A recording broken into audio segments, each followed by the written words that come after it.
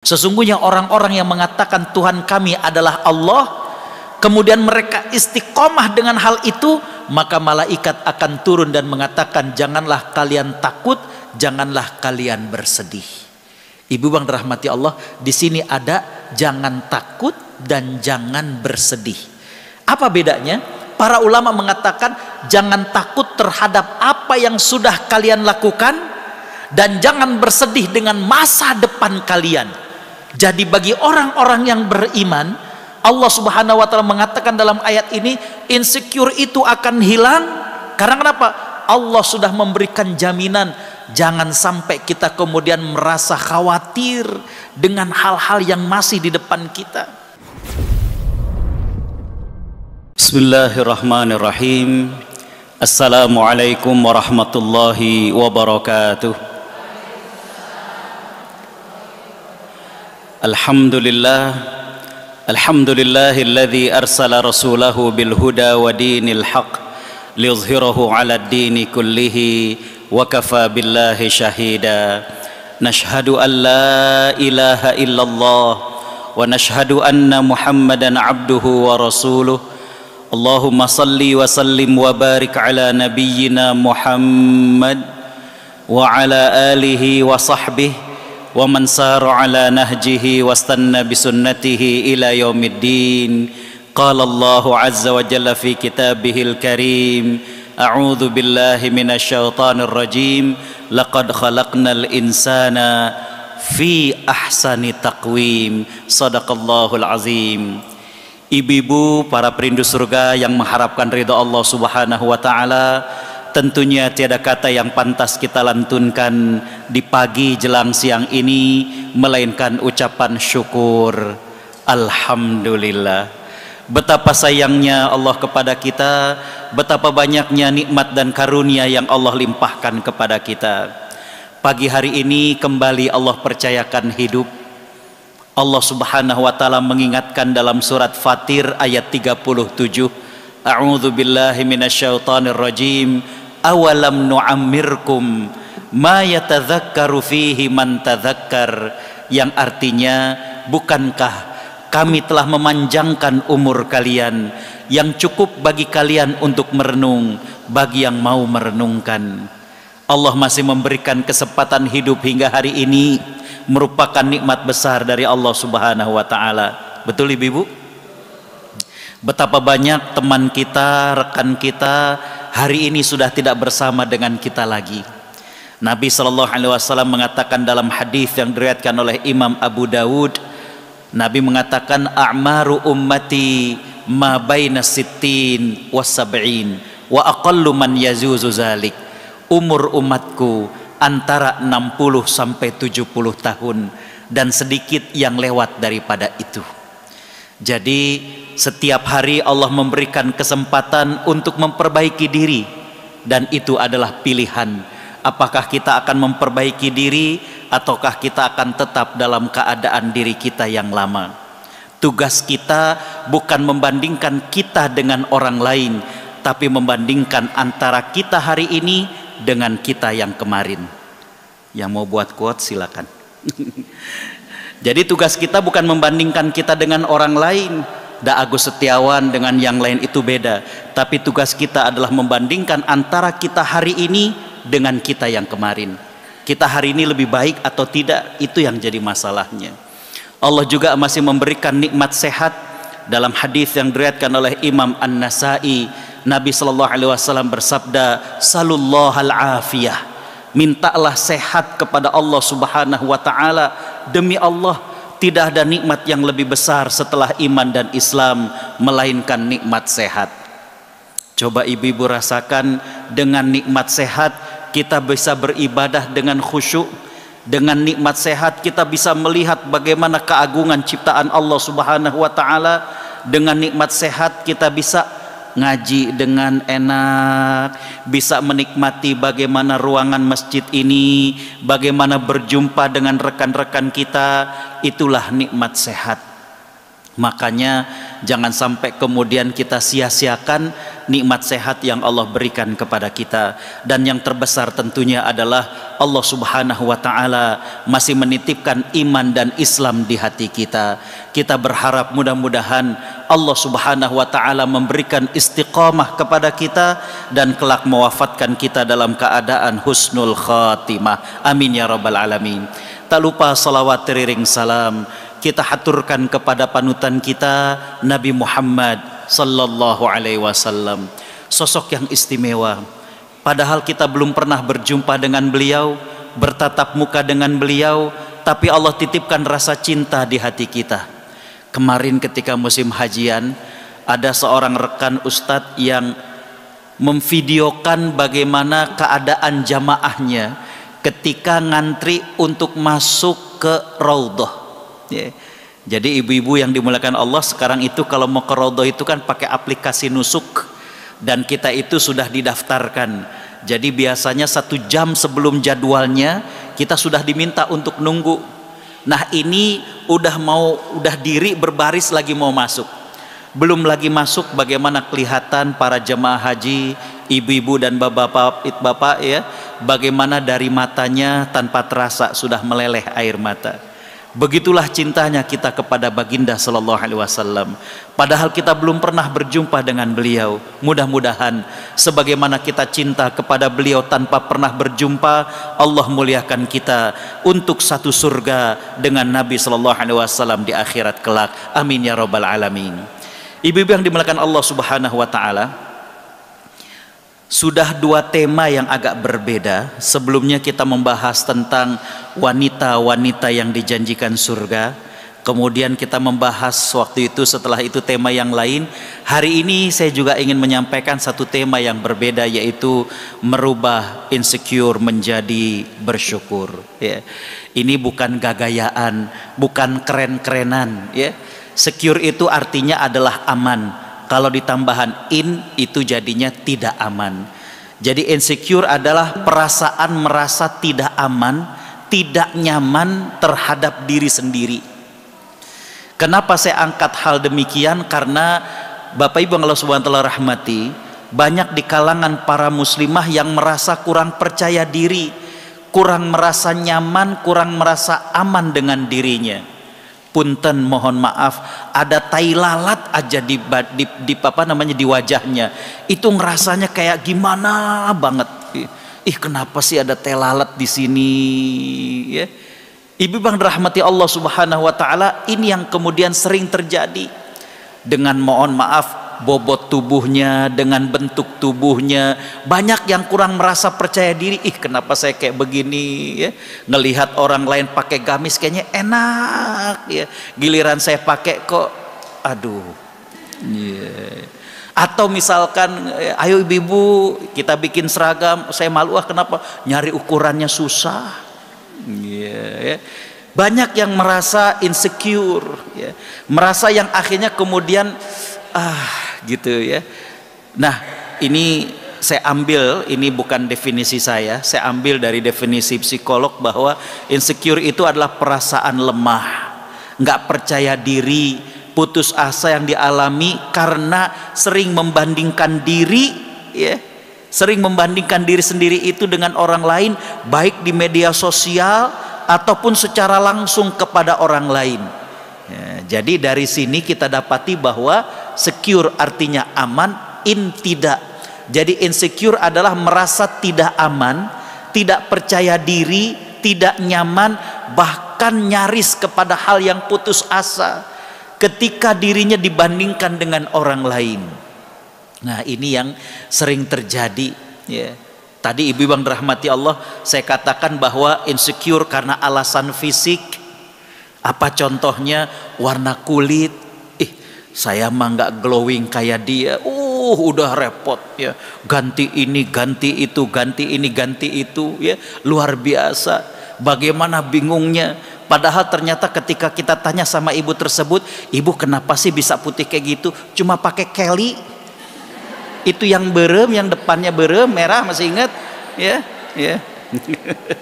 Atau pakai Snow White yang abang koang gitu, enggak pakai yang macem-macem. Kita makan udah ini, udah itu, saya nggak sebutkan takutnya dianggap promosi gitu ya. Ya. Dia mah cuma pakai Kelly, meni bening, meni glowing. Ya. Kita udah luar biasa. Ya. Ada yang merasa insecure dengan warna kulit. Ya. Ada yang insecure dengan bentuk mata. Subhanallah. Ya. Bapak Ibu Allah Subhanahu wa taala rahmati, saya ke Korea ada kali sekitar 5-6 kali dakwah di sana. Di antara giving, di antara katakanlah hadiah, ketika seorang anak wanita di sana itu umur 17 tahun, biasanya orang tua mereka itu akan ngasih hadiah. Ya. Nah, ngasih hadiahnya itu yang sering, jadi saya ngobrol dengan masyarakat Indonesia di sana, yang sering itu dua hal. Yang pertama adalah operasi plastik wajahnya, atau yang kedua sedikit membesarkan daripada matanya. Jadi mereka merasa bahwa mata yang sipit itu kayaknya gimana gitu ya. Ada yang insecure dengan bentuk matanya ya. Jadi mereka ingin terlihat lebih jeli. Nah, makanya kalau kira-kira agak sipit, agak kemudian tapi kalau orang kita kan kadang justru ada yang bingung ya. Itu matanya yang terlihat bulat, kalau orang kita bilangnya belok banget matanya, kan begitu ya.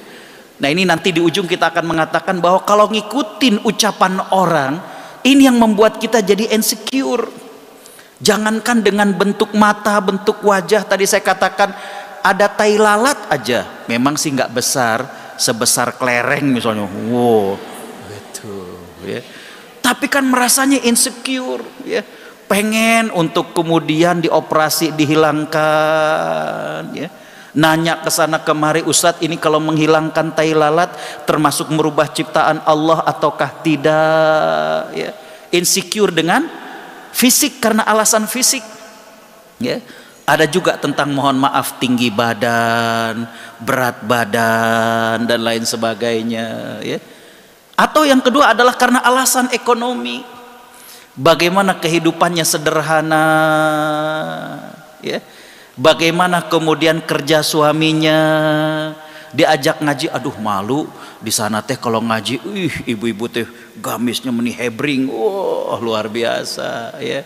Giliran saya masuk ke parkiran ya, yang lain mah lurus dari masuk Masjid Darussalam, saya mah belok kiri. Kenapa? Dah pakai motor saya mah ya. Ya kan kalau yang motor belok kiri tadi, betul nggak? Ya, sama ya. Ya. Ibu yang dirahmati Allah, ada perasaan insecure berkaitan dengan ekonomi ya. Ada juga insecure karena alasan strata sosial. Dia mah bagaimana ketika kemudian kenalan ini itu dan lain sebagainya. Oh ternyata suaminya punya jabatan, ternyata suaminya begini, atau dianya sendiri ada perasaan kemudian rendah ya.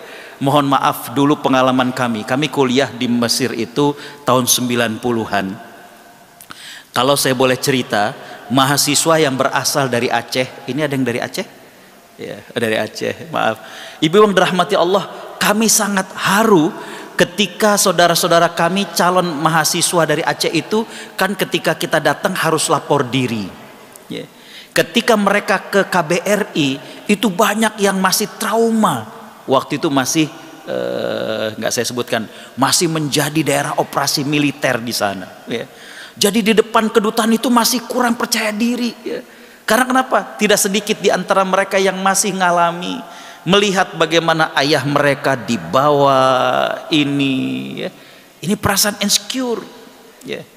Jadi Bapak Ibu Allah Subhanahu wa taala rahmati, sangat sulit bagaimana kemudian menaikkan rasa percaya diri mereka. Tapi sekarang Masya Allah ya, sudah hebat-hebat mahasiswa asal Aceh. Ada adik kelas kami ya, sekarang sudah menjadi doktor ya, Tengku Doktor Awalu Zikri, itu S1, S2, S3 di Al-Azhar jurusan syariah ya.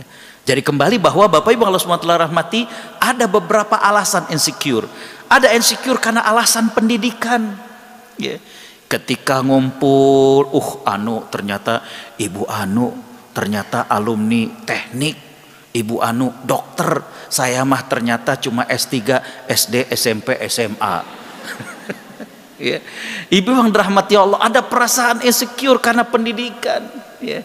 Apalagi zaman dulu, jangankan SMP, SMA, tamat SD, baru melanjut SMP, nggak usah cenah, ada perempuan mah paling kayak kemur semua, sumur, dapur, patidur, katanya begitu. Yeah. Jadi sering ini beberapa alasan insecure. Yeah. Baik, ibu bang dirahmati Allah, apa sebabnya? Yeah. Ini juga saya ambil dari seorang psikolog. Yeah. Beliau melakukan sebuah riset kecil-kecilan di media sosial. Beliau juga melakukan riset di mahasiswa. Beliau dapatkan yang pertama dari kalangan anak muda sekarang, generasi Z, generasi Alpha, ada perasaan insecure ini. Yang pertama adalah takut gagal atau penolakan dari lingkungan. Bagaimana ibu bang dirahmati Allah, orang yang insecure itu ada rasa ketakutan nggak diterima oleh lingkungannya. Misalkan mohon maaf ya, anak-anak ketika mereka akan masuk ke sebuah sekolah takut kalau kemudian teman-temannya nggak terima dia. Karena kenapa? Karena tadi bentuk fisiknya, karena orang tuanya. Mohon maaf Bapak Ibu yang dirahmati Allah, saya dapati satu case bagaimana orang tersebut, ya Allah, orang tuanya sangat sederhana, tapi Allah jadikan dia memiliki kemampuan yang luar biasa. Dia keterima di kampus ternama, kampus negeri terutama di daerah Depok, jurusan teknik. Ini tentunya sebuah fakultas dan sebuah jurusan yang sangat-sangat luar biasa. Tapi ternyata dia terasa minder. Karena kenapa? Yang kuliah teman-temannya itu ketika ospek pada pakai mobil, dia merasa insecure. Kemudian ketika istirahat jajannya, ibu bang dirahmati Allah subhanahu wa ta'ala, jadi ada perasaan takut ditolak oleh lingkungannya, lingkungan yang gak nerima, lingkungan yang kemudian mengucilkan dirinya. Gak sedikit kemudian nih, mohon maaf, saya juga termasuk yang merasakan, kita kalau dalam posisi susah itu biasanya sensitif, betul gak? Kalau sakit, lagi nggak ada duit, suami kita lagi jatuh bisnisnya, itu kerasanya paling mellow sedunia. Kita nggak ditengok itu rasanya, ya Allah, ini pada kemana teman-teman? Padahal mungkin mereka sibuk. Ketika kemudian kita lagi susah, mungkin teman-teman nggak tahu, tapi perasaan kita gimana? Ya Allah, kita kalau udah susah kayak begini, kalau udah jatuh kayak gini, nggak ada yang datang. Jangankan manusia, laler aja nggak ada yang deketin. Begitu kurang lebih, benar. Kalau orang Jakarta bilangnya begitu, laler aja nggak ada yang deketin, gitu ya. Tapi kalau dalam keadaan senang, kita sering merasa bahwa, mohon maaf, sampai ada perkataan kalau kita lagi susah itu udah kayak anak yatim, nggak ada yang ngedeketin. Tapi kalau lagi senang, semua ngaku saudara. Wow. Ketika kemudian berhasil, banyak yang mengatakan ini kan kapi alo. Wow, jauh bener alonya itu. Ya disambung-sambungin lah, disambung-sambungin. Disambung-sambungin. Kalaupun misalnya bukan berasal saudara, tapi kan ternyata dia ada darah dari Jawa Baratnya misalnya. Jadi Bapak Ibu Allah SWT rahmati, kembali takut gagal. Ini sebabnya, merasa takut.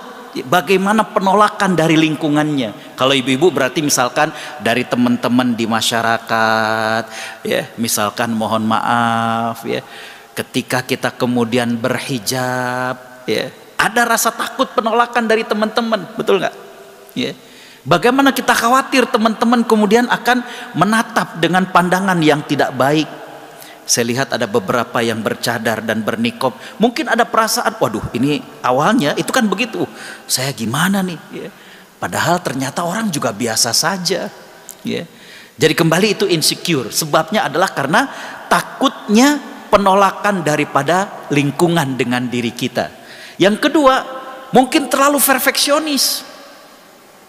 Perfeksionis ini adalah merasakan harus sempurna. Ketika kemudian kita ternyata nilai kita gimana, keuangan kita bagaimana, diri kita bagaimana, kita jadinya kemudian merasa bersalah dengan diri kita.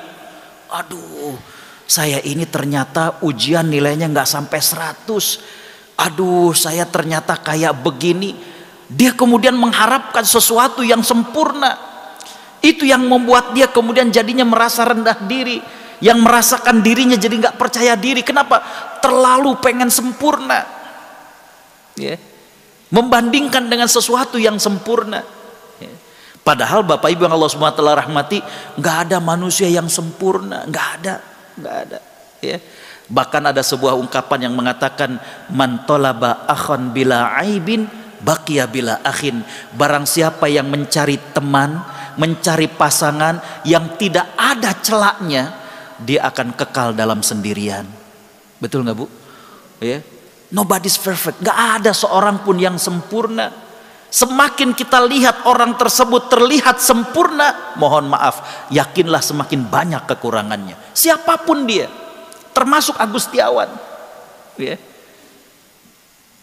Banyak orang yang mengatakan, aduh Ustadz, ya, meniresep ya, sudah bisa dakwah di 28 negara, alhamdulillah, ya. Allah memberikan amanah kepada saya, udah berhasil mengunjungi 28 negara. Kemudian ini itu, anak yang pertama tamat kuliah di Turki, yang kedua tamat Malaysia. Tapi semakin kemudian orang melihat seseorang sempurna, pasti ada kekurangannya. Pasti ada kekurangannya, ya. Tidak ada yang sempurna orang itu. Semakin kita lihat kemudian sempurna, maka semakin banyak kekurangannya. Makanya kalau ada yang memuji diri kita, nah ini kebalikannya dari insecure. Kalau ada yang memuji kepada kita dengan begitu wahnya, doa yang diajarkan sahabat Ibnu Abbas ini sangat bagus. Ya, saya pernah mengajarkan, tapi mungkin kayaknya masih lupa ibu-ibu. Doa sahabat Ibnu Abbas gimana? Allahumma ij'alni ahsana mimma yazunnun. Ya Allah, jadikanlah aku lebih baik dari apa yang disangka orang lain. Waghfirli bima la ya'lamun, dan ampunilah aku dari apa yang mereka tidak tahu. Bagus nggak Bu doanya Bu? Kalau misalkan mohon maaf, kayak tadi pengajian, misalkan kita mulai jam 9, ada ibu-ibu yang udah 3 kali pengajian datangnya teh jam setengah 9, sering dipuji, betul. Ih, ibu meni rajin. Bagaimana kita kemudian mendapatkan pujian seperti itu? Sahabat Ibnu Abbas ngajarkan doa gimana? Allahumma ij'alni ahsana mimma yazunnun. Ya Allah, jadikanlah aku lebih baik dari apa yang disangka oleh orang lain. Waghfirli, dan ampunilah aku bima la ya'lamun, dari apa yang belum mereka ketahui. Betul nggak Bu? Ya. Ada kita lihat, ya Allah, ibu kayaknya nggak pernah cerita susah, nggak pernah cerita keuangannya susah, nggak pernah cerita gimana anaknya, nggak pernah cerita gimana suaminya. Kita mah hanya bisa berdoa, ya Allah, jadikan aku lebih baik dari apa yang mereka sangka. Betul nggak Bu? Karena kita yang lebih tahu, ya. Kita nggak cerita, nggak ngeluh tentang keuangan kita teh bukan berarti kita nggak susah. Apalagi sekarang tanggal berapa, ya Allah. Orang pada cerita, ipar maut lah, layangan putus, whatever namanya. Saya nggak mau ikut-ikut, ya. Kita yang lebih tahu gimana suami kita, kita yang lebih tahu gimana anak kita. Ya Allah, ampuni dari apa yang mereka tidak tahu. Betul nggak? Ya. Nah ini kebalikannya insecure. Ketika ada yang muji itu demikian, ya. Kita minta kepada Allah. Kenapa? Pandangan orang itu terbatas. Pandangan orang itu terbatas, ya. Yang ketiga adalah tadi, ya, karena kecemasan sosial atau berusaha memenuhi standar sosial. Nah ini juga ibu-ibu yang dirahmati Allah Subhanahu wa Ta'ala, bagaimana peranan media sosial untuk kemudian mengubah bahwa yang namanya keren itu bisa bikin kreator digital. Bagaimana bisa YouTube-nya banyak, yang subscribe-nya banyak, yang like-nya banyak, kemudian setelah itu dia mendapatkan uang dari YouTube-nya, mobilnya mewah. Itu yang kemudian jadi standar. Oh, kalau yang namanya cantik itu harus buka aurat, ya. Ini kan kita susah kalau kemudian ngikutin bagaimana standar-standar sosial daripada luar. Bisa dipahami Bu? Ya. Jadi sekarang itu dengan media sosial dibuat suatu image. Kalau yang namanya cakep itu kalau yang bajunya kekecilan, Ya. Kalau yang kuno itu yang pakai hijab, ini kan standar sosial yang dicoba untuk dirubah, yang tanpa terasa anak-anak kita juga jadi tergerus. Ya. Yang keren itu kalau kemudian yang ngikutin perkembangan K-pop, betul? Ya. Makanya sering saya juga ketua sekolah tinggi ilmu Al-Quran, jadi kuliah sambil ngafal Al-Quran, 3 semester target kita hafal Quran.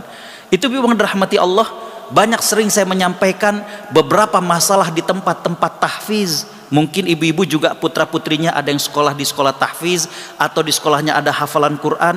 Sering kita dapati nyetor mah nyetor, selesai nyetor di mobil kemudian dengerin K-pop lagi. What's wrong? Betul, betul, ada yang begitu. Nyetor mah nyetor, ya. Hafalan maju, K-pop lancar, kan begitu. Ya. What's wrong? Ada masalah apa ini? Gitu, ya. Jadi karena tadi ya, mungkin standar kerennya. Kalau yang namanya keren begitu, ketika di sekolahan ngobrol tentang begituan kita nggak nyambung, kerasanya insecure, kerasanya kita nggak bisa ngikutin. Ya. Bagaimana yang disebut dengan orang berhasil? Oh, pendidikan tinggi, bagaimana kuliah ke luar negeri, ya. Tapi ternyata apa yang terjadi? Orang tuanya meninggal di rumah, nggak ada yang tahu. Nggak jauh-jauh Bu, daerah Cilengsi kejadiannya. Nanti Jumat pagi saya siaran langsung kajian dengan Muslim di Amerika, ngebahas tentang standar suksesnya seorang anak.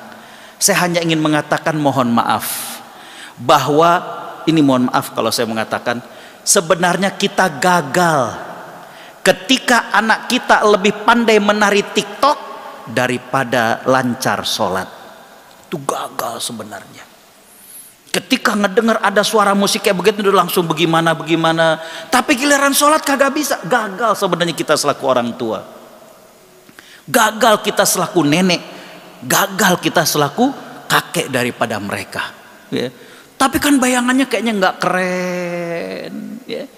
Kalau kemudian ngedenger musik TikTok atau musik ini, kemudian anak kita nggak lenggak. Memang awalnya kelihatannya lucu, tapi sebenarnya gagal ibu-ibu. Ya. Giliran sholat nggak ngerti. Ya. Nah, ibu yang dirahmati Allah, yang keempat sebab insecure itu adalah biasanya korban bullying. Ya.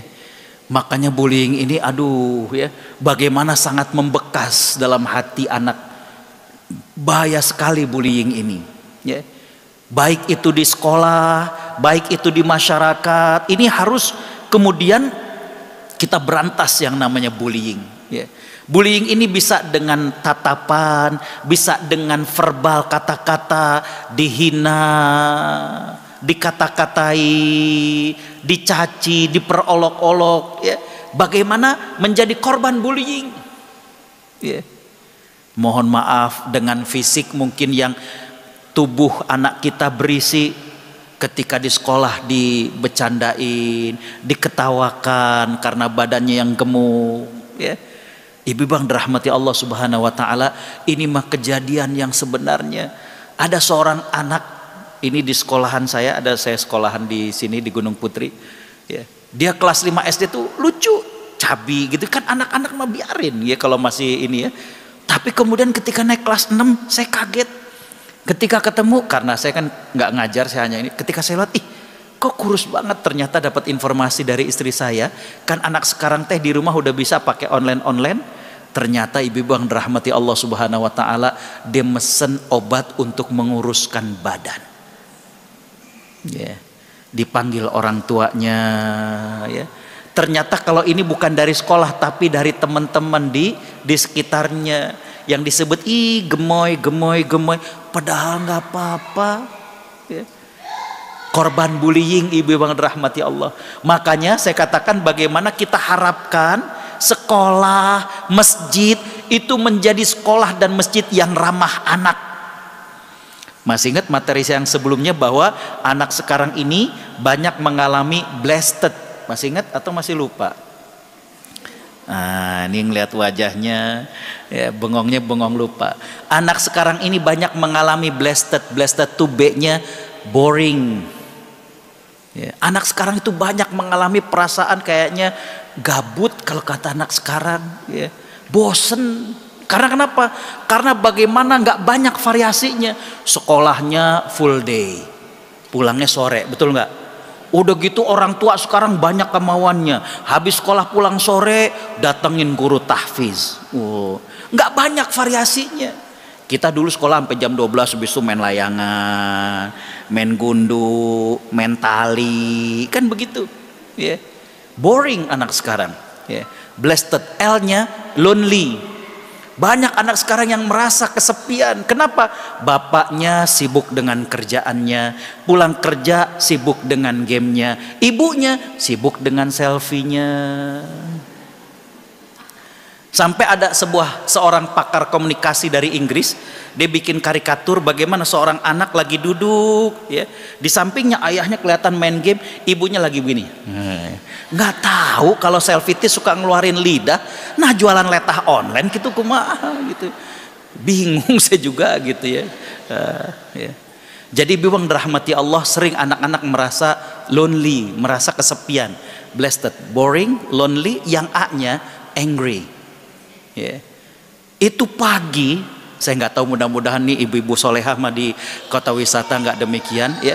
Tapi di beberapa komplek itu kalau pagi yang sering terdengar itu scream, teriakan dari orang tua.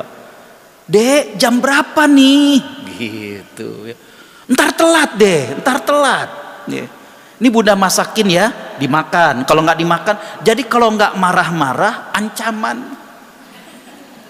Ya. Giliran kemudian anaknya mengatakan, bunda ini pakaiin aku sepatu dong. Apa jawaban kita? Sabar dong, sabar. Kita ngomong sabar tapi kitanya nggak sabar. Ya. Bahkan ibu bang dirahmati Allah Subhanahu Wa Taala, ketika saya ke Perth, ya, bagaimana di Perth ini, ya, saya ingat ada seorang ibu yang curhat, ya, bagaimana anaknya pulang dari sekolah itu. Ketika ditanya gimana tadi bekalnya, oke mam gitu. 3 hari kemudian ibu ini dapat titas anaknya itu bau asem. Ya. Ternyata anaknya itu kalau berangkat sekolah selalu diwanti-wanti. Ini bunda bawakan makanan ya, karena memang kata bundanya khawatir nanti ketika di sekolah dia nyobain makanan temennya. Kan kita nggak bisa garansi halal atau tidak. Cuma ada kalimat awas, kalau nggak dimasak nggak dihabisin, bunda nggak masakin lagi.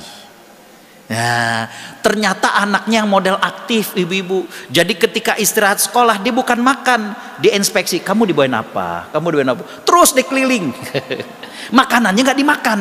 Nah, dia baru ingat ketika sudah dijemput pulang. Baru dia ingat kata bundanya kalau nggak dihabisin gimana tadi? Nggak dimasakin lagi. Dia nggak bohong. Jadi ternyata bekalnya dibuang ke dalam tas. Ketika ditanya gimana bekalnya, dia katakan oke mam. Dia kan nggak bohong. Jadi jangan salah, kadang kita mendidik anak kita terpaksa berbohong karena diri kita.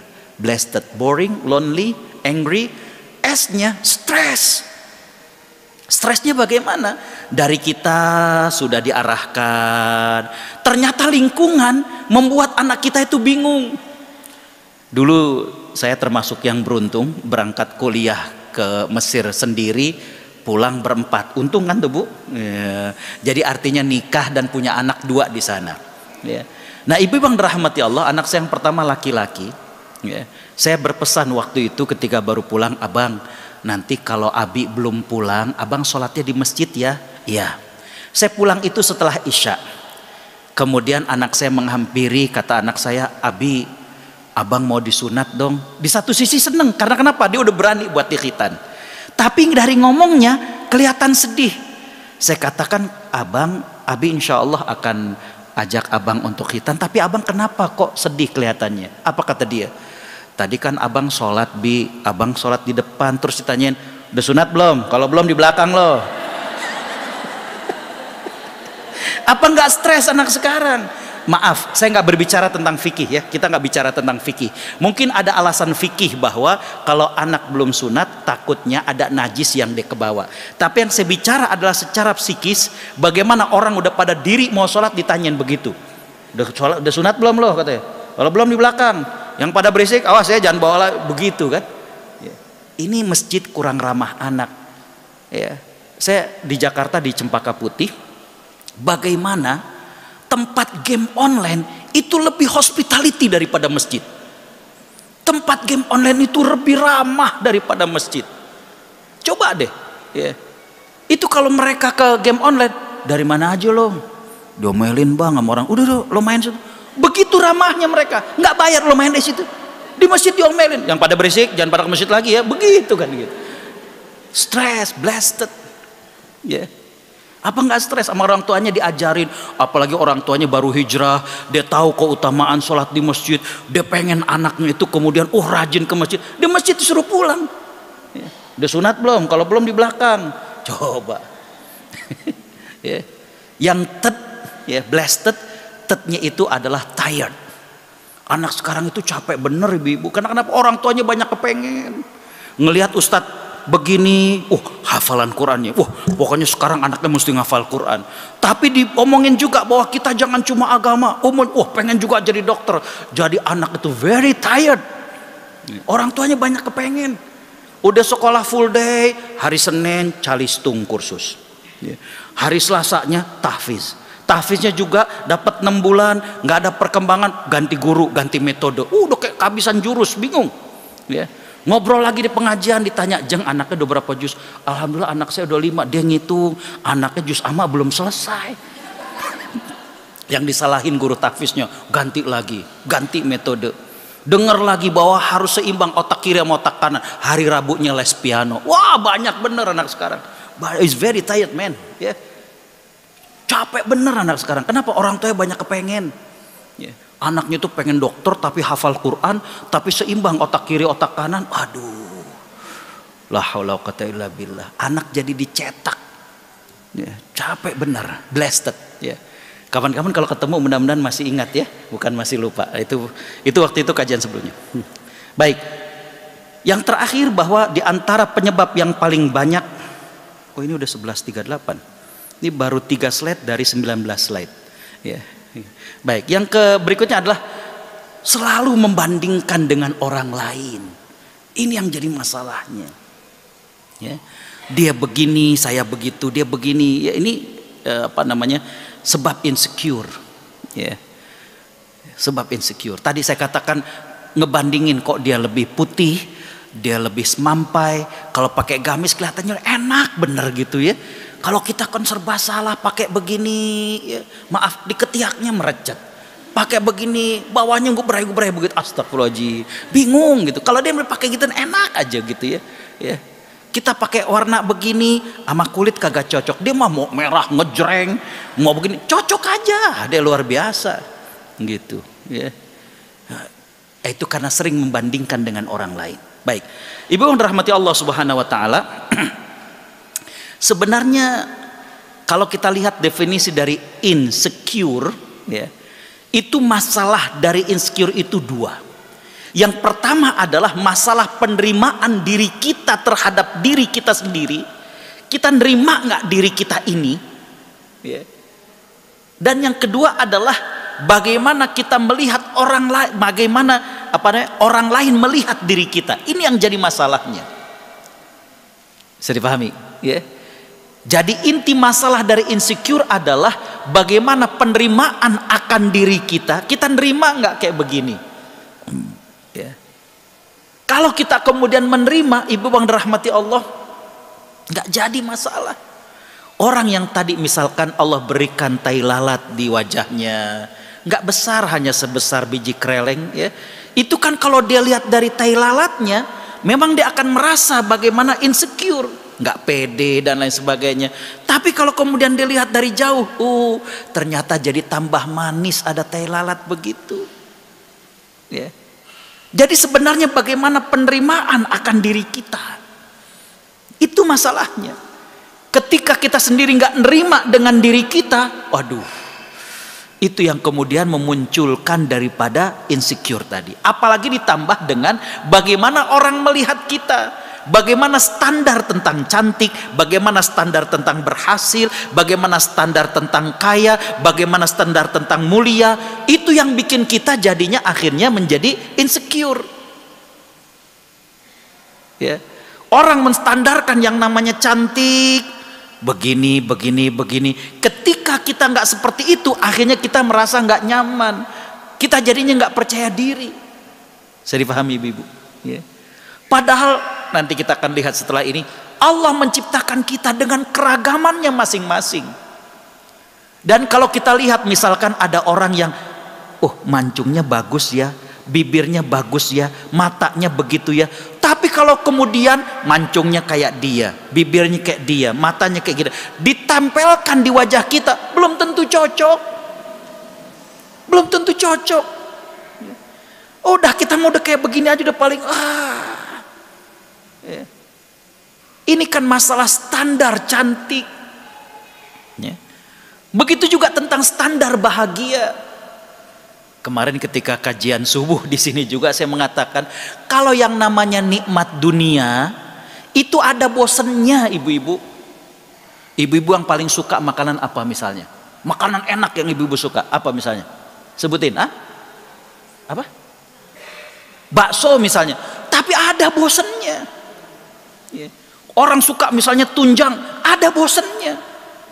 Dan sekarang ini dunia udah mulai kebalik-balik. Yang kota nyari makanan pengen kayak orang desa, yang gininya nggak pakai piring, pakai daun. Makannya pakai piring burik, yang gelas cangkir begini, pawon. Gilirannya kalau kita ke kampung ibu-ibu, ya Allah pengen kayak orang kota, kacamata hitam. Astagfirullahaladzim. Dunia udah kebalik zaman sekarang. Kenapa? Karena orang mendefinisikan bahagia itu bingung-bingung. Saya ada kajian rutin di Plaza Indonesia ya, di Hotel Grand Hyatt. Itu ibu kalau ada yang pernah ke Plaza Indonesia, itu kalau ngeliat barangnya itu bikin sakit hati bu. Ngeliat harganya gitu ya. Itu saya kalau kemudian ke depannya, itu SPG-nya dari jauh, Pak Ustadz, tapi nggak nyamperin. Dia tahu pecinya berapa ratus ribu, batiknya berapa, nggak kebeli. Cuma dia ngormatnya Pak Ustadz. Tapi kalau ngelihat orang pakai sendal jepit, celana pendek, ya, pakai tas kecil, disamperin bu. Karena dia tahu tasnya Tumi, ya bajunya apa, disamperin. Ya. Makanya kalau di Jakarta ada ungkapan, makin kaya makin pendek celananya.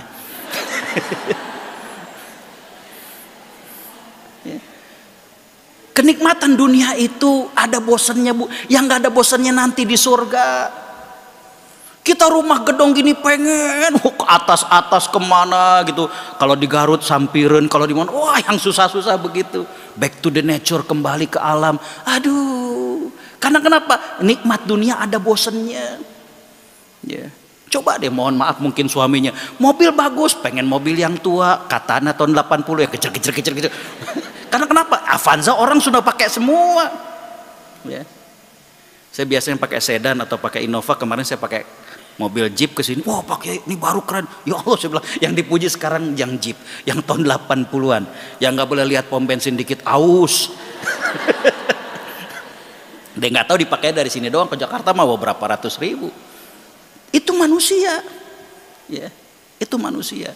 Kenikmatan dunia itu ada batasnya, ada bosennya. Ya. Coba kalau ke Jogja, restoran yang rame kan begitu, ya, bakmi Mbagi itu kan begitu ya. Ada yang pernah ke sana? Ya masih pakai begitu kayu dekat pohon-pohon, yang kayak gini yang disamperin. Ya, sate kelatak Mbah Pong dekat sawah, ya kan begitu. Ya, manusia. Ya. Jadi tentang bagaimana penerimaan kita dengan diri kita, yang kedua bagaimana standar.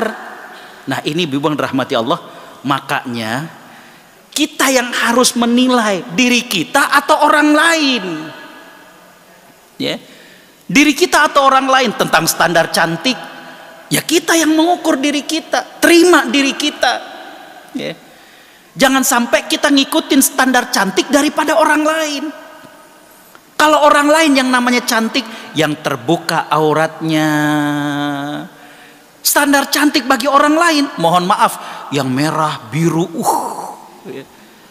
kita yang menciptakan standar cantik. Justru malah yang sederhana, kita percaya diri, itu yang kelihatannya lebih. Kita yang bikin standar itu, jangan orang lain. Begitu juga dengan standar kaya. Apakah orang yang ngambil 2 rumah di kota wisata dijadiin satu gede, mobilnya sampai keluar parkirnya, atau orang yang sederhana? Seorang wanita janda punya anak 9, hampir semuanya dokter dan beberapa itu menjadi guru besar di Fakultas Kedokteran UI. Bisa dilihat kisahnya. Ya. Dulunya awalnya dia hanya kulit cuci, ditinggal wafat oleh suaminya dengan 9 orang anak. Mana yang kaya? Ya. Ibu yang dirahmati Allah Subhanahu wa taala, begitu juga dengan standar pintar. Apakah mereka yang tamatan kuliah di luar negeri, ataukah mereka yang kemudian bisa berbakti pada orang tuanya, ya? Bagaimana bisa mengaji, mendoakan orang tuanya? Kita yang mestinya membuat standar itu, ya. Dan bukan kemudian kita mengikuti bagaimana orang-orang membuat standar. Makanya mohon maaf walaupun agak kasar saya katakan, jangan hidup di atas mulut orang lain. Ya. Nggak ada habisnya kalau di atas standar orang lain. Ya. Kalau kita ngikutin, mirip seperti sebuah kisah bagaimana seorang ayah dengan seorang anak yang kemudian mereka melakukan perjalanan dengan memiliki hanya seekor keledai. Pernah dengar ceritanya? Bagaimana ketika perjalanan pertama anaknya yang di atas keledai, ayahnya yang nuntun. Lewat ke suatu masyarakat, apa kata masyarakat tersebut? Anak durhaka. Dia enak-enak naik keledai, bapaknya jalan. Betul nggak Bu? Apa yang terjadi? Akhirnya mereka tukeran. Bapaknya yang naik keledai, anaknya yang nuntun. Lewat ke masyarakat, diomongin lagi. Bapak yang nggak tahu kesian sama anak. Dia enak-enak naik keledai, anaknya jalan. Bingung nggak Bu?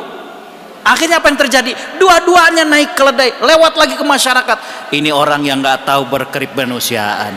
Ya, itu keledai udah capek, ditunggangi sama 2 orang. Apa yang terjadi? Turun dua-duanya, lewat lagi ke masyarakat. Ini 2 orang tolol, punya kendaraan nggak dinaikin, coba. Aduh. Ya. Kalau hidup di atas mulut orang bingung. Naik anaknya katanya nggak berbakti, naik bapaknya katanya nggak sayang sama anak, dinaikin dua-duanya nggak kesian sama keledainya, nggak dinaikin katanya. Coba. Makanya ada kalimat ghayatun nas atau ridon nas ghayatun la tudrok. Bagaimana penerimaan semua orang adalah tujuan yang mustahil. Kita kalau ngikutin semua orang seneng itu sulit. Yang penting kita berada on the track. Ya, kemudian go ahead. Ya, kita misalkan pengen hijrah nih, udah, ya, kita pakai hijab, kita ngerubah diri. Itu ketika ketemu sama temen, itu kaget teman kita, lo nggak salah, kan begitu. Ya. Yang biasanya kita kalau ketemu ngocol, bercanda, terus kita diam, sok cool, ya kayak begitu, biarin. Ya. Yang penting faidha azamta fatawakkal ala Allah. Kalau ini udah on the track, biarin, bismillah. Ya. Ibu yang dirahmati Allah Subhanahu wa taala, ya. Mari kita melihat bagaimana arahan Allah Subhanahu wa taala untuk mengubah insecure menjadi bersyukur. Yang pertama, Allah Subhanahu wa taala berfirman, a'udzubillahi minasyaitonir rajim, laqad khalaqnal insana fi ahsani taqwim. Sungguh kami telah menciptakan manusia dalam bentuk yang sebaik-baiknya. Dalam bentuk yang sebaik-baiknya. Ketika kita tidak menerima diri kita, jangan lupa kita sebenarnya telah menghina Allah Subhanahu wa taala. Terima diri kita. Terima diri kita. Ya. Berapa banyak orang yang tidak puas dengan wajahnya, melakukan operasi plastik dari satu ke satu dan lain sebagainya. Apa yang terjadi? Akhirnya makin gak keruan wajahnya. Ya. Saya Dewan Syariah di Rumah Sakit Yarsi, rumah sakit terakreditasi pertama syariah. Ibu bang dirahmati Allah, dalam pandangan fikih bahwa yang dibolehkan itu mengembalikan fungsi. Tapi kalau alasan estetis maka tidak dibolehkan. Mohon maaf, misalkan ada orang sumbing sehingga kemudian dalam membaca Al-Quran tidak fasih. Ya. Orang kalau sumbing kan biasanya pengaruh ke dalam pelafalan. Kuliah di mana? BMW. BMW. bin hitut meholohi Wandung katanya, ITB ternyata jadi BMW.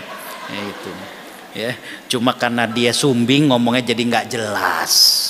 Nah kan parah kalau baca Quran, ITB aja jadi BMW. Ya, oh Mbak bingung ya, naik angkot bingung, ya. Kini gitu kan, diangkat sedikit, kiri bang, gitu, dan gitu ya. Jadi gimana lagi pelafalannya? Jadi kalau mengubah fungsi, mengembalikan fungsi nggak apa-apa. Ya. Kata Imam Syafi'i nggak termasuk merubah ciptaan Allah Subhanahu Wa Taala. Cuma kalau itu bibir udah biasa, nggak ada masalah. Cuma pengen kelihatan lebih tipis, nah ini estetis, nggak boleh. Ya. Laqad khalaqnal insana fi ahsani taqwim. Allah sudah menciptakan manusia dengan bentuk yang sebaik-baiknya. Ya. Saya pernah diskusi disandingkan dengan profesor pakar ortodonsi dari FKG UI. Begitu juga mohon maaf orang yang punya rahang agak memanjang, ataupun maaf gigi yang ke depan atau gigi tonggos ya. Ibu yang dirahmati Allah, kalau alasan estetis nggak masuk, tapi kalau alasan adalah bagaimana mempengaruhi daripada kesehatan rongga giginya ataupun bagaimana hal-hal yang lainnya, maka itu tidak mengapa ya. Tapi kalau kemudian nggak nerima tentang dirinya, berarti dia nggak terima dengan Allah Subhanahu Wa Taala. Laqad khalaqnal insana fi ahsani taqwim. Sungguh Allah telah menciptakan kita dalam keadaan yang terbaik ya. Entah itu kulitnya, warna kulitnya, bentuk rambutnya, tinggi rendahnya ya. Saya S2 di Sudan.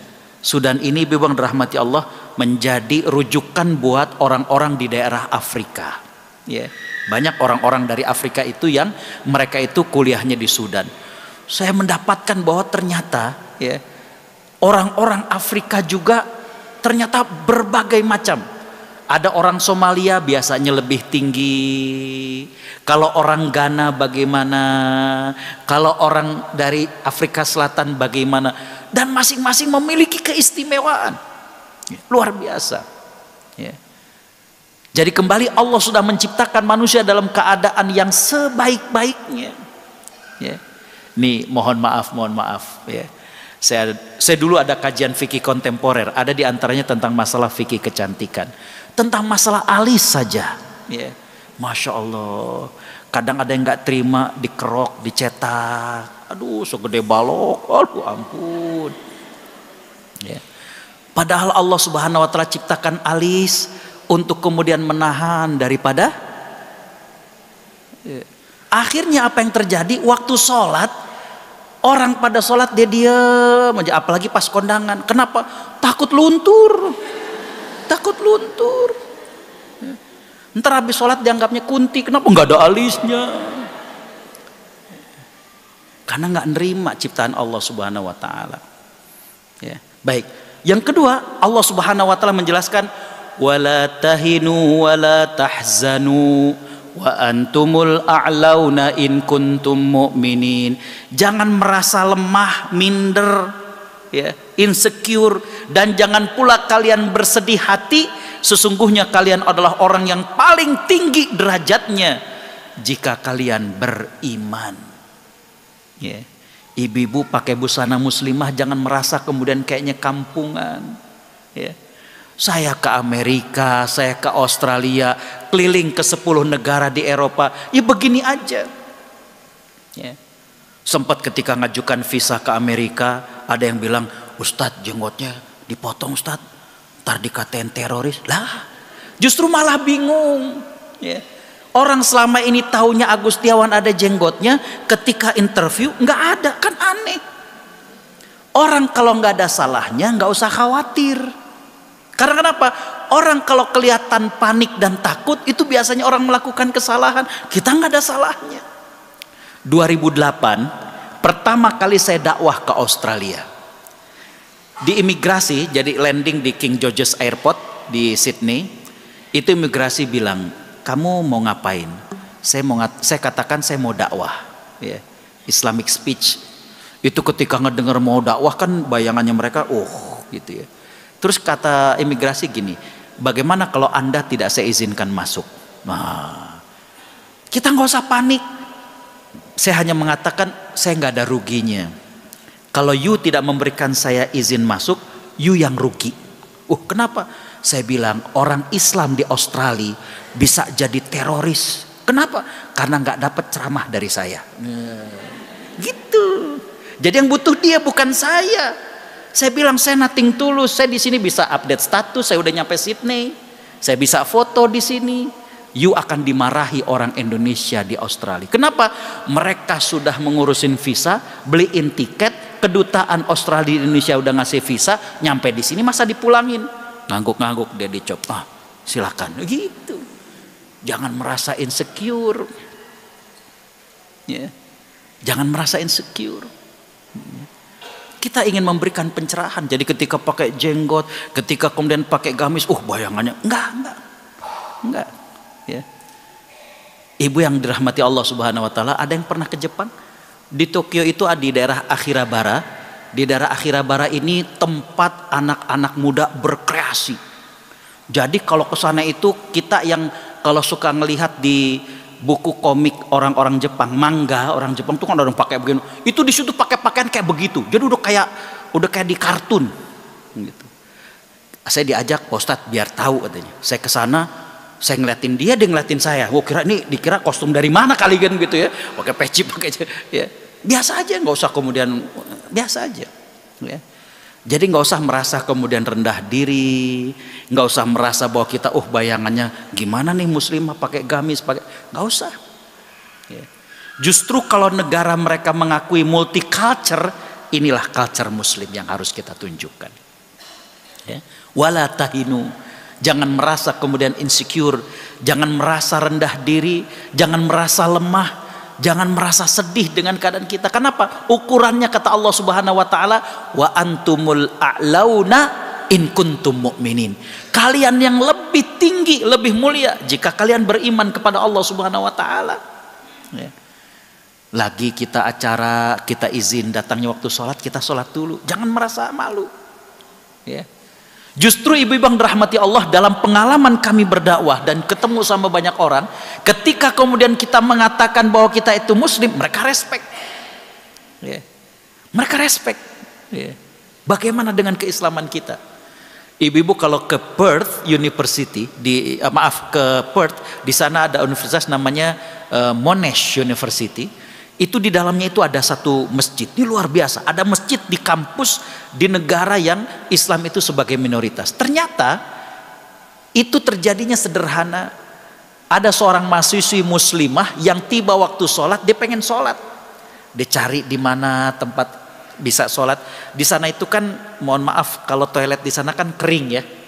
Kalau di barat, orang barat itu senangnya toiletnya kering. Kalau kita pengennya basah kan, ya, ngelihat kamar mandi kering semprotin kan begitu. Kan begitu ya. Lo kosrek dia tuh kamar mandi kering amat kan begitu kalau di kita. Kalau di sono justru pengennya kering gitu. Nah, singkat ceritanya nggak jauh dari situ tuh ada tempat. Nah, muslimah ini sholat. Kemudian wakil rektor itu ngelihat, loh, kesian sekali nih orang Islam. Dia pengen kemudian sholat tapi nggak diberikan tempatnya. Akhirnya diberikan tapak, diberikan area untuk kemudian ngebangun masjid, dan jadilah masjid di sana. Lihat, ketika kita mengatakan isyhadu bi anna muslim, saksikan saya adalah orang muslim, ternyata Allah berikan keberkahan dalam hal kita. Baik, yang ketiga, ya. Ibu yang dirahmati Allah Subhanahu wa taala, Allah Subhanahu wa taala juga mengatakan kepada kita, a'udzu billahi minasyaitonir rajim, innal ladzina qalu rabbunallah tsumma istaqamu tatanazzalu alaihimul malaikah alla takhafu wa la tahzanu wa absyiru bil jannati allati kuntum tu'adun. Sesungguhnya orang-orang yang mengatakan Tuhan kami adalah Allah, kemudian mereka istiqomah dengan hal itu, maka malaikat akan turun dan mengatakan, janganlah kalian takut, janganlah kalian bersedih. Ibu bang dirahmati Allah, di sini ada jangan takut dan jangan bersedih. Apa bedanya? Para ulama mengatakan jangan takut terhadap apa yang sudah kalian lakukan, dan jangan bersedih dengan masa depan kalian. Jadi bagi orang-orang yang beriman, Allah Subhanahu wa taala mengatakan dalam ayat ini, insecure itu akan hilang. Karena kenapa? Allah sudah memberikan jaminan, jangan sampai kita kemudian merasa khawatir dengan hal-hal yang masih di depan kita. Ya. Hal-hal yang akan datang, jangan kemudian kita minder, jangan sampai kita merasa putus asa, jangan sampai kita merasa kurang percaya diri, jangan. Ya. Nanti di ujung saya akan hadirkan beberapa contoh dari salafus soleh, bagaimana ternyata ibu yang dirahmati Allah, nggak ada tuh yang namanya minder, rendah diri, nggak ada. Ya. Baik, yang berikutnya Allah menyatakan dalam surat Al-Isra ayat 70, A'udzu billahi minasyaitonir rajim, walaqad karramna bani Adam. Sungguh kami telah memuliakan anak-anak cucu Adam. Kita ini lebih mulia, Bu, daripada yang namanya hewan. Kalau hewan, mohon maaf, kalau untuk sapi misalkan, harganya semakin tinggi kalau kemudian bobotnya semakin tambah. Burung kicau harganya makin tinggi kalau kemudian suaranya makin indah. Ya. Tapi manusia oleh Allah Subhanahu wa taala dimuliakan bukan dengan beratnya, bukan dengan kicauannya, tapi bagaimana dengan takwanya. Ini yang Allah muliakan kita. Allah muliakan anak cucu Adam dengan akalnya. Semakin dia baik, semakin akhlaknya baik, disitulah Allah muliakan dia. Betul? Ya. Ini yang harus ada dalam diri kita. Oh enggak, kita harus buang rasa minder tersebut. Allah sudah muliakan kita. Ya. Makanya ibu-ibu yang dirahmati Allah, saya sering ngasih contoh bagaimana berharganya orang beriman dengan iman dan akhlaknya. Ibu-ibu kalau diumumkan, ibu-ibu nanti setelah pengajian di depan itu boleh dipilih bawa pulang. Ada satu tumpuk, ini kertas koran bekas setumpuk. Ya. Nah di sampingnya ada satu kertas kecil, warnanya merah dan ada tulisannya angka 1 dan 0-nya 5. Silakan ibu-ibu milih. Kira-kira milih yang mana, Bu? Milih yang mana, Bu? Walaupun kecil kita milih yang, karena kenapa? Nilainya. Ya. Begitu juga dengan diri kita. Allah muliakan kita dibandingkan yang lainnya. Dengan apa? Imannya, dengan takwanya. Masih ingat atau masih lupa sejarah tentang Khadijah radhiyallahu anha? Khadijah radhiyallahu anha dinikahi oleh Nabi sallallahu alaihi wasallam, terpaut usianya berapa tahun? 15 tahun. Nabi umur 25 tahun, Khadijah umur 40 tahun.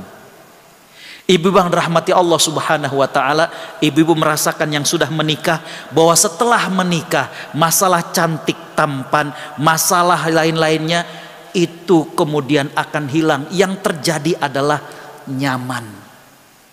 Yeah. Bagaimana Khadijah menjadi wanita yang dijanjikan surga? Masih ingat? Bagaimana Jibril datang kepada Nabi SAW? Hadis riwayat Imam Bukhari.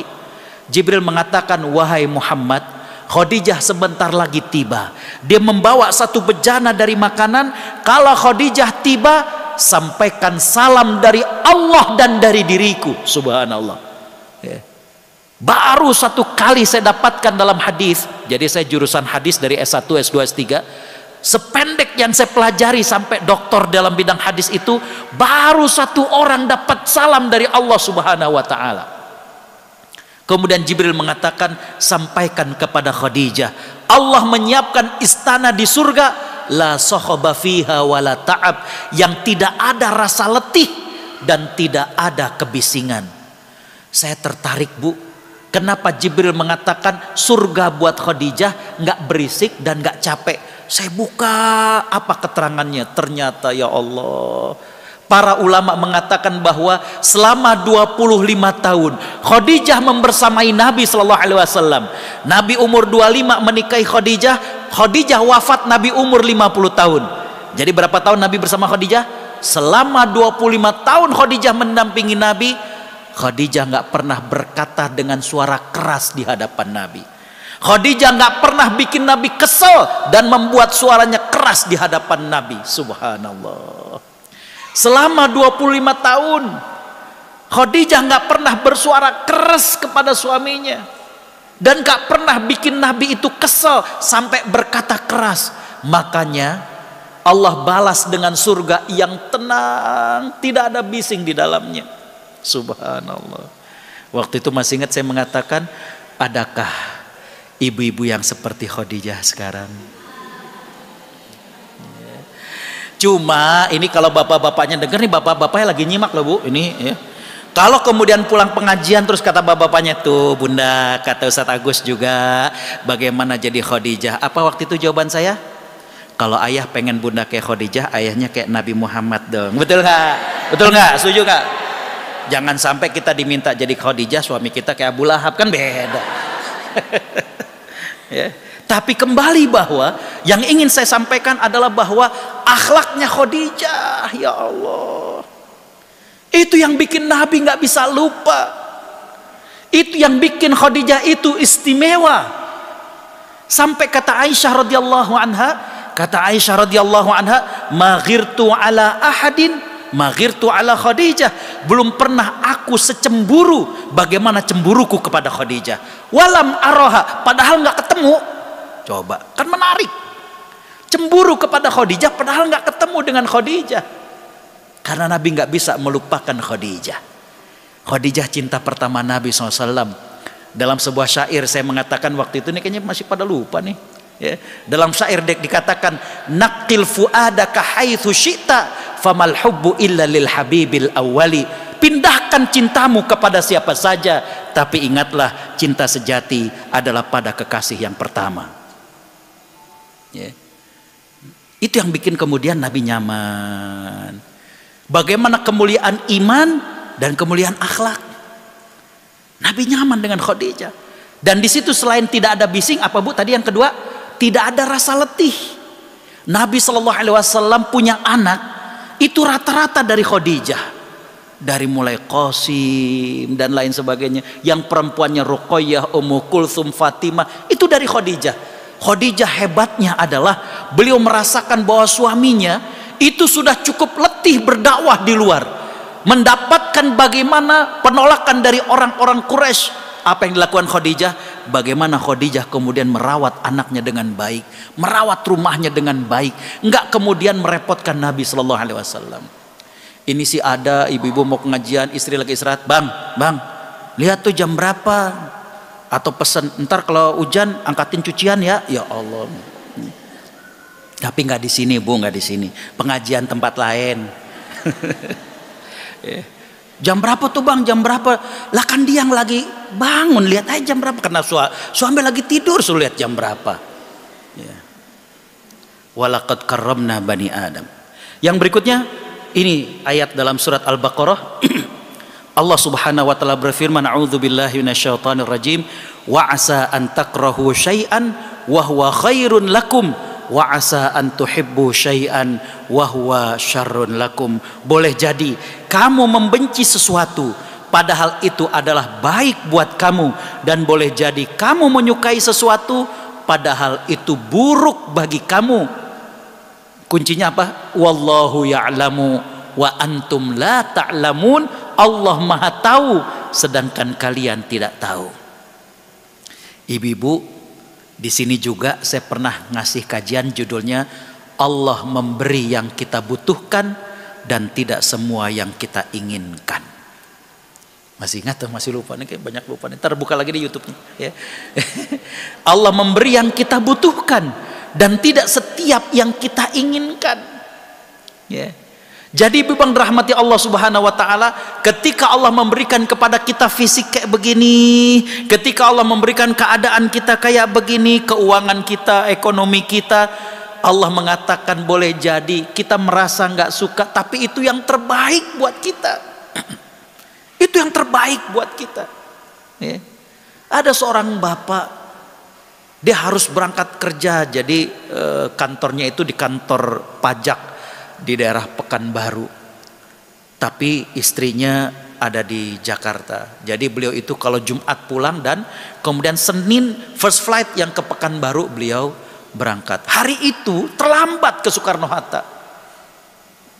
Ini hal yang buruk atau enggak, Bu? Awalnya dia merasa, aduh gimana nih bakalan telat. Tapi cuma selang 2 jam. Setelah itu dia merasa bahwa keterlambatannya merupakan nikmat dari Allah. Kenapa? Ternyata pesawat yang mestinya dia naiki itu meledak di atas perairan Selat Sunda. Masih ingat peristiwa Lion Air beberapa tahun yang lalu? Jadi sering manusia itu nggak tahu. Yakin saja kita dijadikan begini, ini yang terbaik. Ya. Allah memberikan yang kita butuhkan, Bu. Nggak semua yang kita inginkan, enggak. Karena Allah sayang sama kita. Ya. Allah sayang sama kita. Kalau dikasih lebih, mungkin kita akan jauh dari Allah Subhanahu wa Ta'ala. Ya. Yakin saja dengan itu, bahwa apa yang Allah berikan pada kita itu yang terbaik, itu yang terbaik.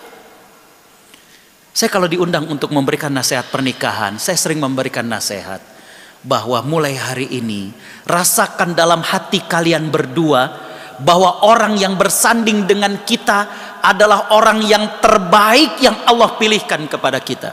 Kenapa?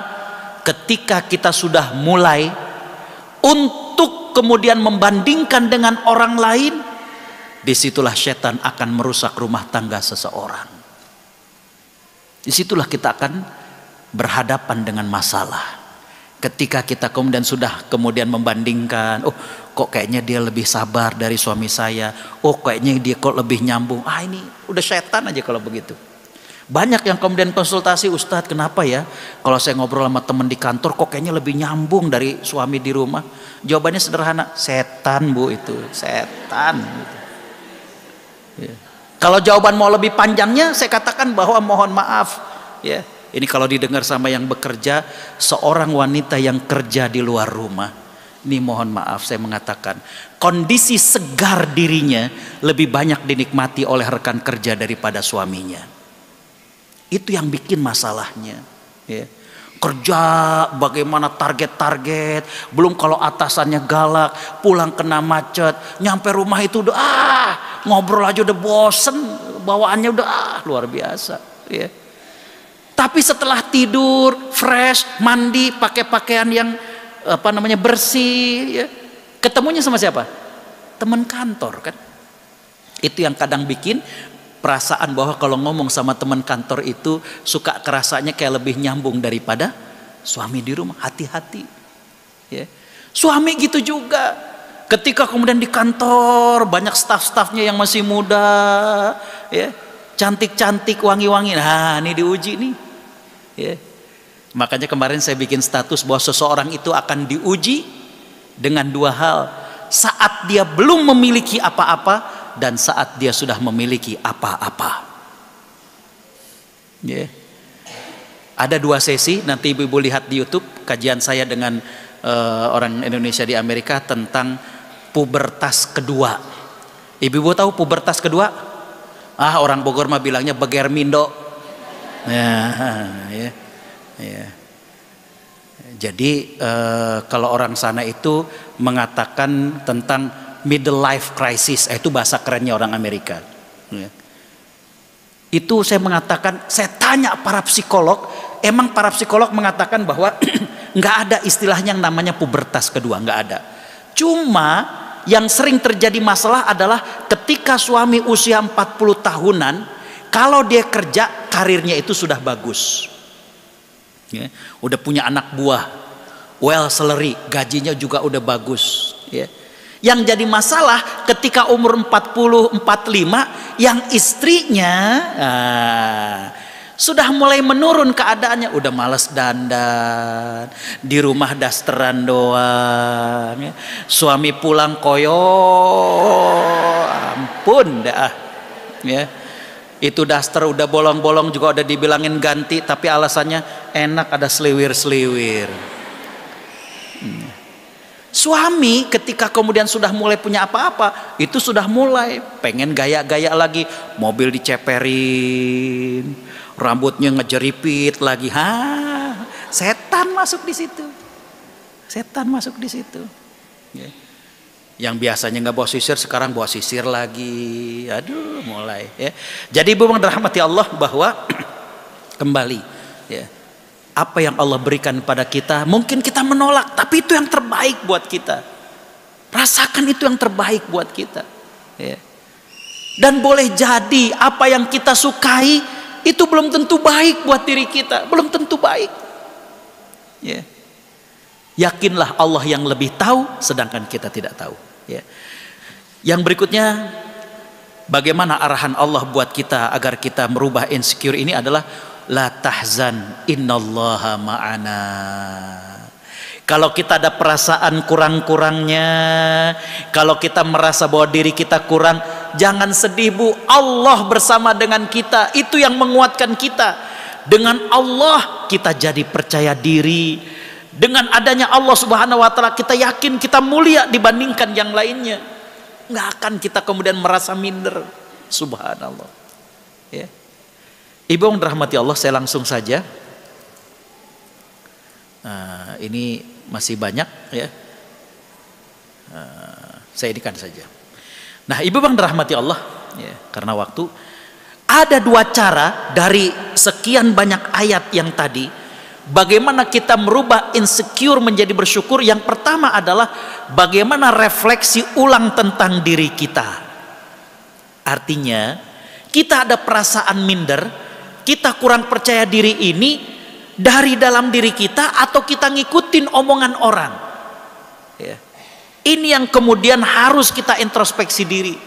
Kalau ternyata dari luaran orang ya, maka ini yang kemudian harus kita tepis. Kita nggak pakai ukuran-ukuran orang. Tapi kalau kemudian dari dalam diri kita, nah itu melangkah yang kedua. Kalau kita merasa, oh saya ini orangnya kurang disiplin, oh saya ini orangnya nggak bisa bicara depan umum, itu kan insecure, kita kurang percaya diri, betul nggak Bu? Tapi kalau kita merasanya itu keluar dari diri kita sebagai refleksi daripada diri kita, yang kedua saya katakan ubah jadi hal yang positif. Berarti saya belajar untuk bicara di depan orang. Berarti kalau gitu saya harus belajar tentang bagaimana public speaking. Oh kalau saya misalkan, mohon maaf ya, misalkan nggak lulus kuliah, orang katanya pinter kalau keterima di perguruan tinggi, kita lihat, oh ini mah bukan karena kata orang, memang saya ternyata kurang sungguh-sungguh. Maka saya katakan yang kedua, mengubah sudut pandang menjadi hal yang positif. Bisa dipahami Bu ya. Jadi yang pertama caranya adalah bahwa kita refleksikan diri. Artinya kita ingat-ingat, ini saya nggak pedenya itu karena omongan orang atau memang karena ada kelemahan dalam diri. Kalau memang ada kelemahan dalam diri, ubah menjadi hal yang positif.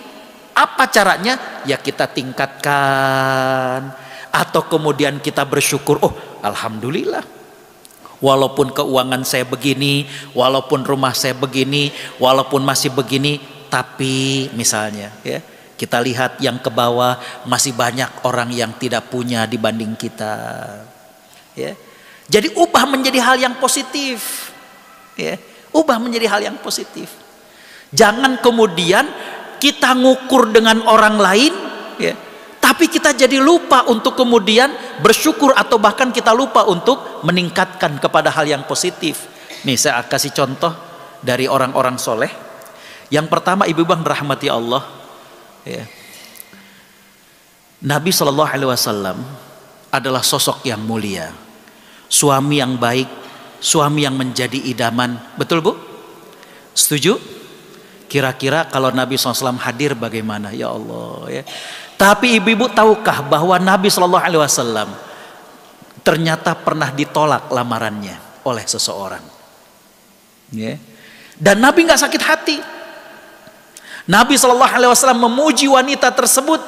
Nabi SAW mengatakan, ana wamra'atun saf'aul khaddain. Aku dengan seorang wanita yang menghitam pipinya. Jadi karena kerja keras, terpapar dengan sinar matahari, maka kemudian pipinya agak kehitaman. Faham ya Bu? Kalau bahasa orang Bogornya apa Bu? Kokoloten ya. Ya. Ya. Ada flek ya. Tapi Nabi memuji, kahataini yaumal qiyamah, nanti di surga bagaikan begini. Nabi menunjukkan antara jari telunjuk dengan jari tengah. Apa yang beliau katakan? Imra'atun amat min zaujiha dzatu mansibin wa jamalin habatat nafsaha ala yatamaha hatta banu wa matu. Kata Nabi SAW, yaitu seorang janda yang ditinggal mati oleh suaminya, padahal punya kedudukan dan berwajah cantik, tapi dia menahan dirinya tidak menikah lagi demi merawat anak hingga dewasa atau meninggal dunia. Ini dalam kajian saya bisa dilihat, kajian dari kitab hadis Adabul Mufrad, saya kasih judul menikah dalam kurung lagi atau memilih menjanda. Nabi memuji seorang wanita yang tidak menerima pinangan beliau, dan wanita ini yang tadinya cantik kemudian mohon maaf karena dia kerja untuk kemudian menghidupi suami anaknya, sampai kemudian flek menghitam pipinya. Nabi memuji, salut. Ibu bang dirahmati Allah Subhanahu wa taala, dalam riwayat yang lain, di antara 7 wanita yang dijanjikan surga, ini saya langsung saja karena khawatirnya juga lupa. Jadi sahabat yang dijanjikan surga itu bukan hanya 10, tapi sahabat yang dijanjikan surga, kalau kita mengumpulkan riwayat yang sahih, ada 38 sahabat. 7 diantaranya adalah sahabat wanita. Sekali lagi saya katakan, bukan hanya 10, tapi berapa? 38. 7 diantaranya adalah sahabat wanita, 3 diantaranya adalah istri Nabi Shallallahu Alaihi Wasallam, Khadijah, Aisyah radhiyallahu anha, dan juga Hafsah binti Umar radhiyallahu anha. Dan 1 wanita yang dikenal sebagai wanita yang pertama kali syahid dalam Islam. Siapa dia? Sumayyah. Nah, ada 1 wanita, subhanallah. Ibu-ibu kalau baca riwayatnya bagaimana beliau masih hidup di dunia tapi sudah mendapatkan janji surga, mohon maaf, wanita yang disebutkan bagaimana fisiknya hitam dan punya penyakit ayan. Jadi kalau ayan itu nggak sadar, yang jadi masalah adalah ketika beliau tidak sadar suka tersingkap auratnya. Jadi bukan, maaf, kalau di kita bukan hanya keluar busa di mulutnya, kadang kan enggak. Itu beliau suka. Jadi beliau kemudian kepada Nabi SAW mengeluh dan bersedih bagaimana keadaan dirinya yang suka tersingkap auratnya. Nabi SAW menyuruh bersabar, dan apa yang terjadi? Nabi memuji bagaimana kesabaran wanita tersebut, dan Nabi mengatakan dia termasuk ahli surga. Subhanallah. Jadi bukan fisik, Bu, bukan fisik. Gak perlu kita insecure. Bagaimana wanita tersebut menerima dengan keadaannya, ridho dengan Allah Subhanahu wa taala. Dia bersabar dengan keadaannya. Dan ternyata menjadikan dia termasuk wanita yang masih hidup di dunia tapi mendapatkan janji surga dari Nabi sallallahu alaihi wasallam. Kita banyak diberikan kelebihan dari Allah Subhanahu wa taala. Ibu bang dirahmati Allah Subhanahu wa taala. Yang kedua, saya ambilkan contoh bagaimana Atha bin Abi Rabah, seorang tabi'in. Atha bin Abi Rabah dikenal sebagai rujukan fatwa ahli Mekah. Saya nggak cantumkan di sini bagaimana Imam Ibnu Sa'ad beliau menceritakan bahwa Atha bin Abi Rabah yang menjadi rujukan para ulama, guru daripada Imam Syafi'i, gurunya Imam Syafi'i. Itu kata Imam Ibnu Sa'ad dalam kitabnya Tabaqatul Kubra, Atha bin Abi Rabah ini orangnya pendek, hitam, picak satu matanya, dan jalannya agak pincang. Tapi subhanallah, Allah muliakan beliau menjadi rujukan fatwa ahli Mekah. Bagaimana kemudian belajar dari beliau, diantaranya adalah bagaimana Imam Mujahid bin Jabir, bagaimana Imam Syafi'i, bagaimana Imam Qatadah dan lain sebagainya. Padahal fisiknya demikian. Jadi kembali bahwa fisik, hal-hal yang lain nggak perlu kemudian menjadi insecure ketika kemudian kita merubah itu semuanya menjadi bersyukur pada Allah Subhanahu wa taala. Guru-guru kami, syekh-syekh kami itu banyak yang kafif. Jadi kalau dalam bahasa Arab itu buta atau nggak melihat itu bahasa yang halusnya itu kafif, bukan a'ma. Bagaimana kita kalau pelajaran Quran, hafalan Quran itu kalau ujian justru kita lebih ngeri, lebih takut sama dosen-dosen yang kafif, yang nggak melihat tersebut, lebih sensitif. Subhanallah. Itu kalau yang, maaf, dosen yang melihat itu ngujinya satu dosen satu mahasiswa. Kalau mereka bisa 5 Bu, megang rotan dan hafalannya beda-beda dan beliau tahu mana yang salah. Subhanallah. Bagaimana Allah berikan kepekaan terhadap telinganya. Jadi sambil megang rotan, kalau yang salah, dia tahu. Dan dia tahu kalau ada yang kemudian mundur begini. Jadi ketika kita mau disabet, la ta'al ya nih katanya gitu. Subhanallah. Ya. Ada waktu itu ketua jurusan tafsir di kampus, namanya Profesor Dr. Ibrahim Khalifah. Itu ya Allah Bu, beliau kalau lagi istirahat istrinya itu nemenin dan ngebacain kitab tafsir, kitab apa. Dan subhanallah itu udah kayak kaset rekaman, hafal beliau. Subhanallah. Ya, hafal. Ya. Mohon maaf kalau kita lihat salah seorang ustadz kan kalau berbicara surat sekian di pojok. Kalau beliau itu kitab itu sampai kalau dibacain itu udah langsung kayak kerekam. Ya. Jadi bilang dirahmati Allah, nggak perlu kemudian kita merasa rendah hati, nggak perlu kita merasa insecure, kurang pede dengan fisik kita, dengan status sosial kita, dengan harta kita. Kita ini mulia dibanding yang lain ketika kita beriman pada Allah Subhanahu Wa Taala. Saya kira kita banyak tadi berbicara dengan berbagai macam hal. Mari kita tutup dengan doa dan muhasabah. Ya. Mari kita awali dengan istighfar kepada Allah Subhanahu Wa Taala.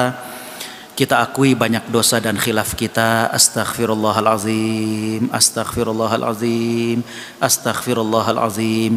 Kita hadirkan wajah orang-orang yang kita cintai, orang tua kita, suami kita, anak-anak kita. Bismillahirrahmanirrahim. Alhamdulillahi rabbil alamin. Hamdas syakirin, hamdan na'imin, hamdan yuwafi ni'amahu wa yukafi'u mazidah. Ya Rabbana lakal hamdu wa lakas syukru kama yanbaghi li jalali wajhika wa azimi sultanik. Allahumma salli ala Sayyidina Muhammad wa ala alihi wa sahbihi ajma'in. Rabbana zalamna anfusana wa illam taghfir lana wa tarhamna lanakunanna minal khasirin. Ya Allah, kami semua yang hadir di masjid ini duduk bersimpuh di hadapan-Mu dengan mengakui segala nikmat yang pernah Kau beri pada kami. Ya Allah, terima kasih atas nikmat iman dan Islam yang Kau berikan. Terima kasih atas nikmat sehat. Terima kasih atas umur yang Kau berikan pada hamba.